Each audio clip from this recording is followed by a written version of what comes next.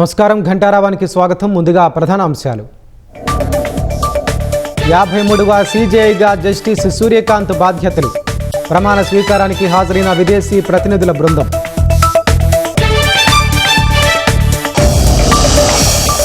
నెల్లూరు మేయర్పై అవిశ్వాస తీర్మానానికి సిద్ధమైన కార్పొరేటర్లు.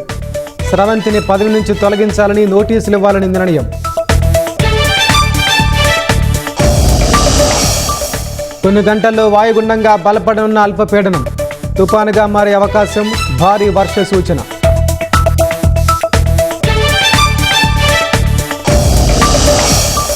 నరసారావుపేట ఎస్ఆర్కేటీ కాలనీ వద్ద వ్యక్తి దారుణ హత్య.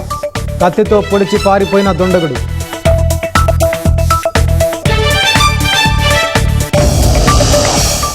పోలీసుల అదుపులో వాయు కాలుష్యంపై ఆందోళన చేసిన 15 మంది.